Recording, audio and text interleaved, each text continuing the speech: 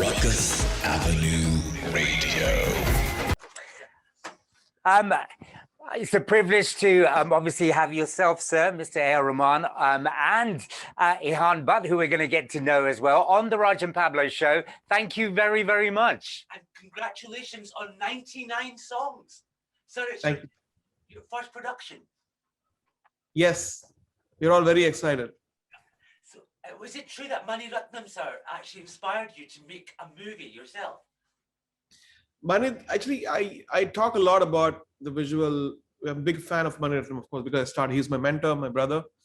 And so once he just told me something very interesting. When I was toying with writing stories, he said, you know, it's not that different than how you make a song. Because you make a song, you have a theme, you have a lyric, and then you make it like an experience. It's a journey from A to B to C to D to E. That's what you do. You keep some surprises, and then you end with a, you know, like a finale, and then lasts an impression. So it is, yeah, he kind of used that anecdote, like the symbolism of song to the story. But can I ask you, okay, so are the nerves still the same? Like when you have a new song and it's coming out, is it the same nerves that you have with the new film coming out? Yes, but the thing with the film is you are slowly getting all your fears out because you're fixing things. All right, okay. Because you're screening and we are screening and nudging and patchworking and editing, and finally you feel like, yeah, this is the cut. I love it, and better everybody loves it, and I hope people like it. And how involved are you in the actual creative process, the concept and the design, and what actually happens when they were filming? Were you hands-on? I'm sorry, I can't hear you much because he's pretty loud. You're not that loud. Your mic is. Where's your mic? Yeah, I'm talking to it. Sir, how involved were you in the creative process? So I initially wrote the story. The story is like a fairy tale where one guy has to write 100 songs to win a girl, and then it's not as simple. So there's different layers to it. The different more surprises, and how do you intrigue the audience? How do you not make the song too big so it gets boring, but the right size where the story moves to the next level. So I had a lot of references. I had a whole, we did a previs of how the look of the movie should be.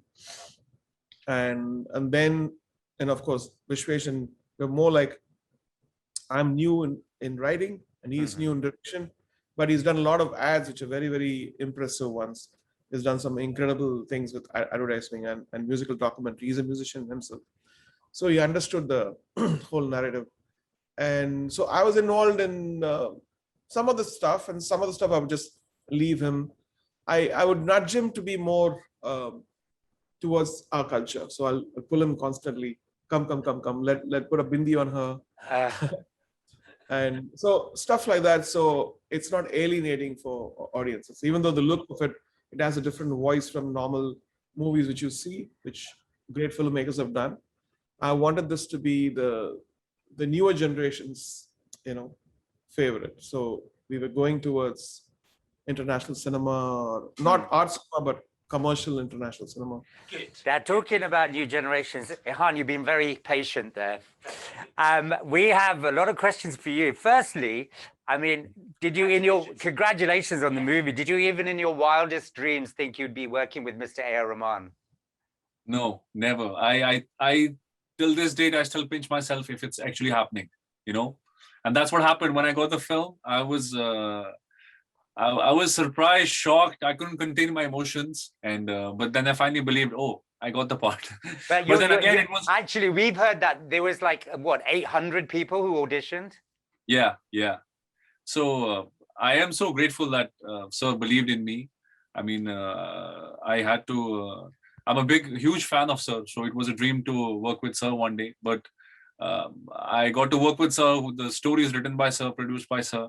It's an honor for me to carry forward sir's dream. So when you did the audition, did you think, oh my God, I've got a chance, I'm going to get this?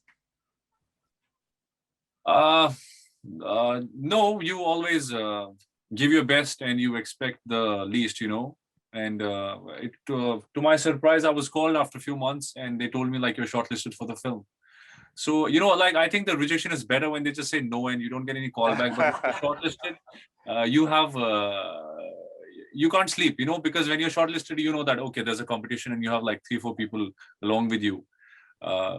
So I thought like there are going to be some A-listers when I go there in the morning, trying to give us this film. This is A.R. Rahman's film. But to my surprise, there was no one. It was just me. And when he told me actually the EP of the film, he told me you're doing the film. I couldn't believe it. I swear I couldn't. My emotion was just as flat.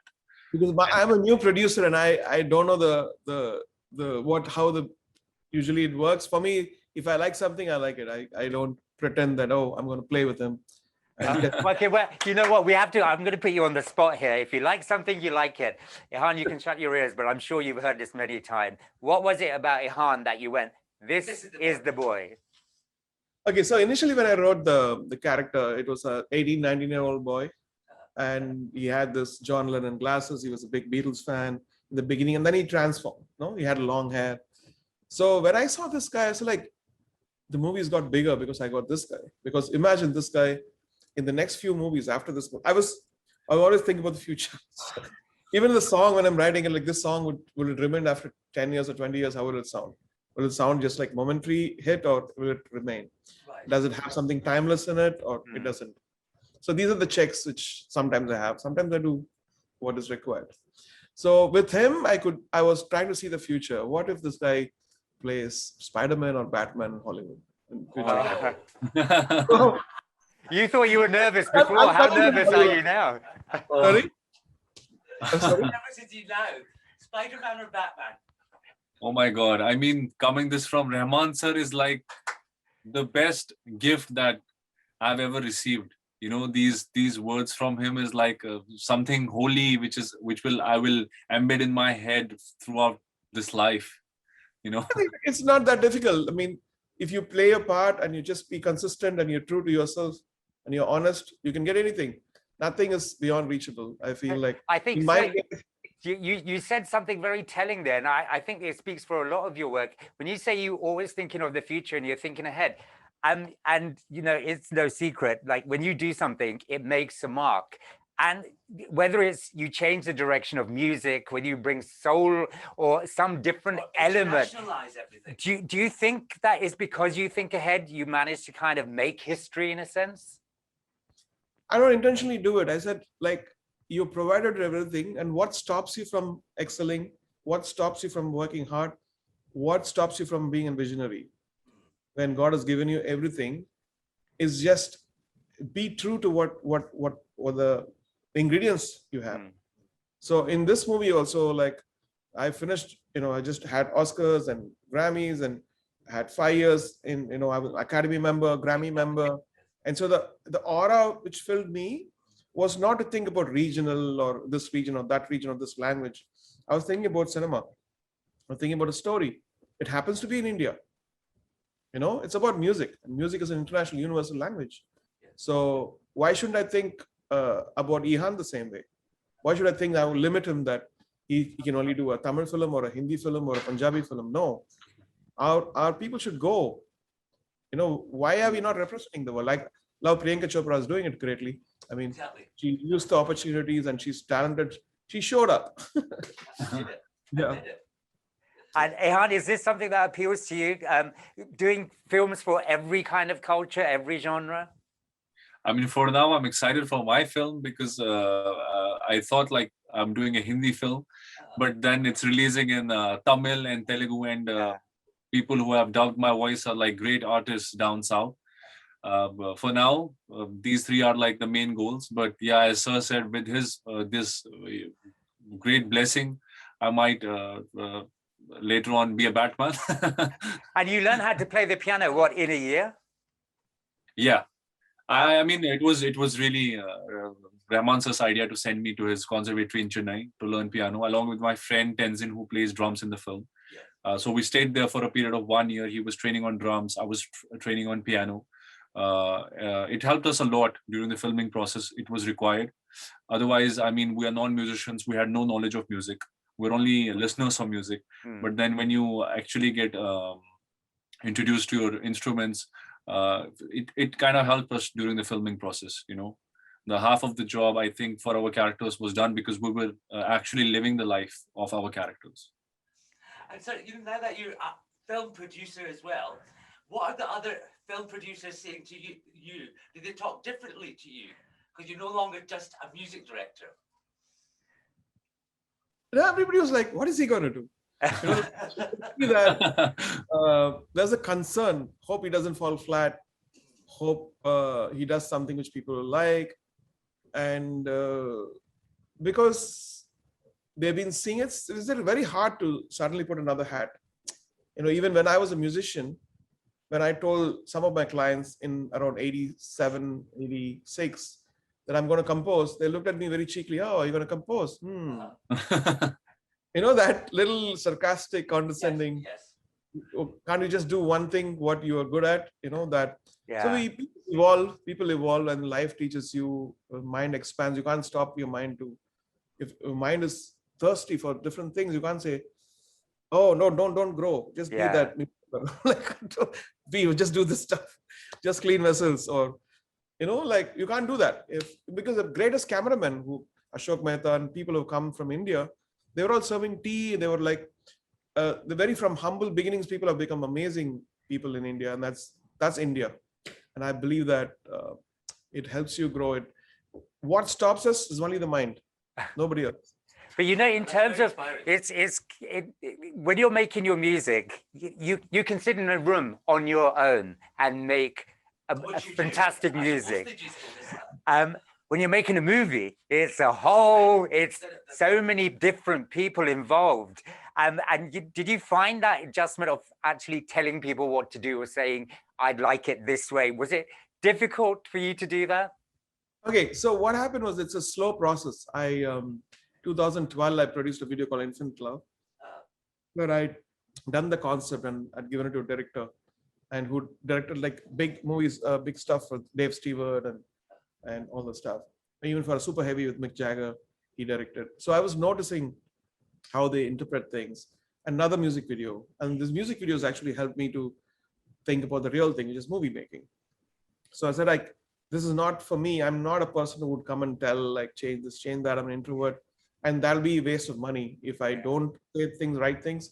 So I should get a director who would do all that stuff. But I will just download all my information and update to my sensibility. And I found a musician and director like Vishwesh. I've seen his ads, and I was pretty impressed with all the execution he did. I asked him, how did you do this? How did you do that? And then we would just converse about music, and he would ask me about, music and this and that. So he hung out with me in LA when I was scoring their movies. Then we hung out in Boston, So these are all greats. I've introduced him to some people there, and we'd go watch movies together, read books together, and so in a way we were in the same frequency, Yeah. And so we were discovering cinema together, big cinema together. And then we found Ideal, who came and sponsored, not sponsored, gave the finance to the movie. And then we got Gio, who saw 20 minutes cut and said, oh my God, this looks incredible, want to buy this. And why can you make it in Hindi and Telugu and Tamil also? So everything fell into it. And then there was a little bit of a slow process when we were re-editing things. We had a 3.5 hour cut. It was too long for a movie. Wow. Then we got an editor who came in and she did some magic, and she's like, Luas, this is your movie. Manisha, who did the movie Boni Kapoor, Sridevi Kapoor's mom. Yeah. He came and did some magic, and then my director went and tweaked some more. So it's a very, very interesting process, like a university by itself. So the film's called 99 Songs, but there's only 14 songs. Can we hear the other ones? Those are the stuff when you in a dream you'll get the number 55. It'll all come at random. Okay, well, before we go, so we put you on the spot about Ehan. Ehan, we're going to put you on the spot. One favorite tune that Mr. Rahman Saab has done of yours. What is your favorite, or one of your favorites? Well, in this one? In this one? Anyone. From his whole repertoire. I can't choose one. You know, I'm a fan of all the songs. What Rahman song do you sing in the shower? I don't know about shower, but this is my every morning song, Kun Faya Kun. Oh, Okay. brilliant song. But that's not bad. And sir, what are you listening to at the moment? Wow. I'm listening to you. That's not bad either. That's a good answer. But can we say best of luck with the movie? Really excited about this. It's going to be really Thank you. Thank you. Thank you for all the love and keep spreading the word. And I hope Absolutely. you like the- Always a pleasure to speak to you and all the best. And we love the Nora 50 video as well. Oh, thank you. Rukus Avenue Radio.